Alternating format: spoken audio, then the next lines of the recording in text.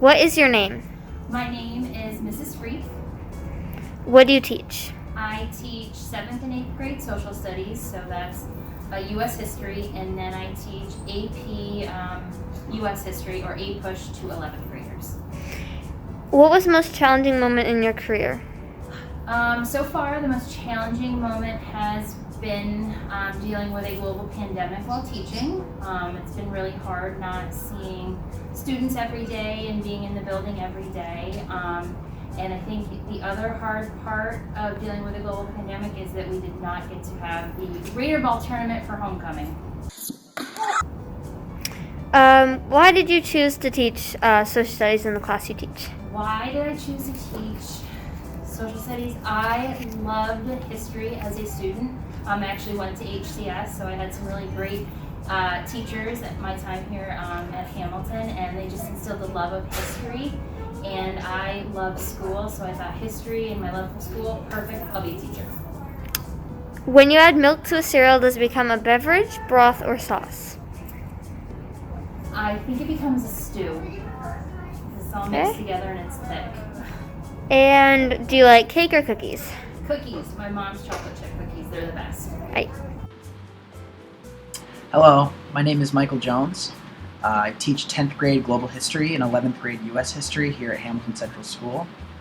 And the biggest challenge I've had to face so far in my teaching career has been trying to develop a curriculum that centers social justice and civil rights, while at the same time trying to prepare students for Regents exams and aligning with state requirements.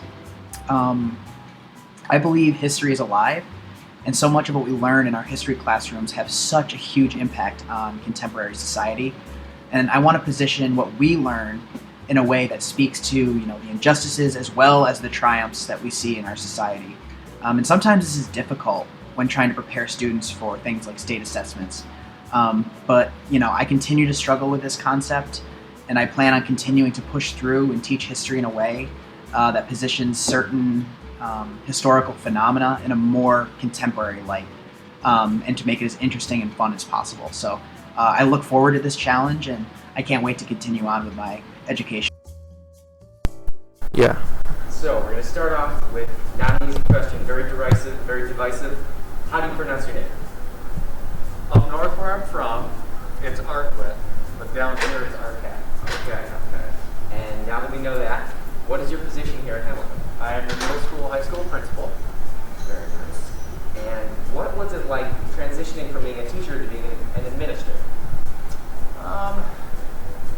There were some difficulties. It's definitely a lot different. My day is structured a lot different than it was when I was a teacher. I think that being a teacher here though has helped with that transition, because I have some knowledge of school, knowledge of our students and our teachers as well. So that was definitely helpful. And how was it different because of the pandemic?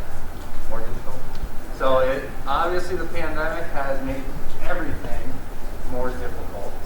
There are layers upon layers of issues that arise in everyday activities here at the school due to the pandemic. It has been a long 10 months.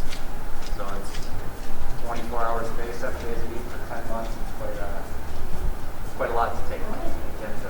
What is something that's been difficult during the time of pandemic that people might not expect to be difficult?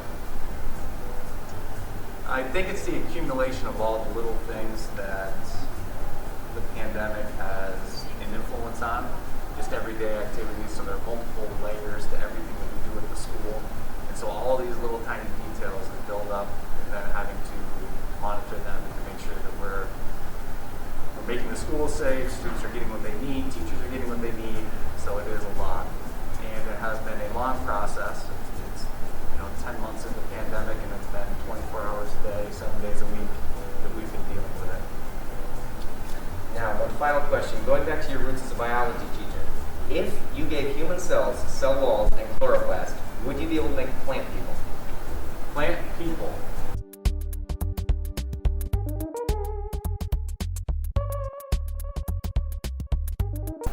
Well, they'd have a difficult time moving the cell walls. But it'd be interesting to have chloroplast be able to sit out in the sun and make yourself a dinner all on your own. Do you think if they were real, would they be more like Ents from Lord of the Rings, or like Groot from?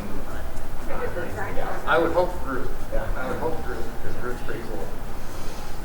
All right. Well, thank you very much. All right, thank you. Hi, my name is Ms. White.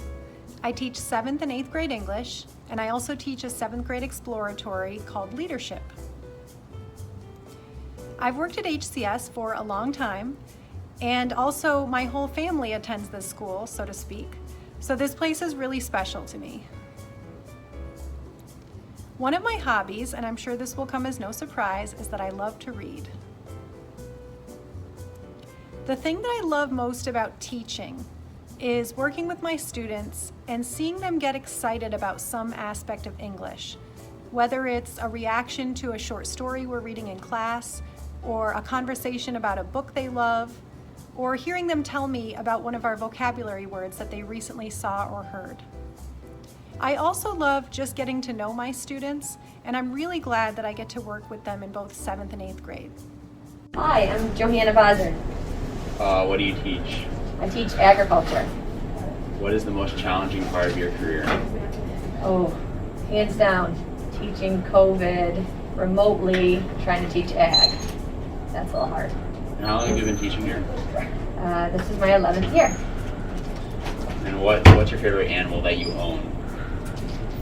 I'm going to have to go with Oliver, because he would be sad if I didn't say that. Oliver Bossard. Thank you.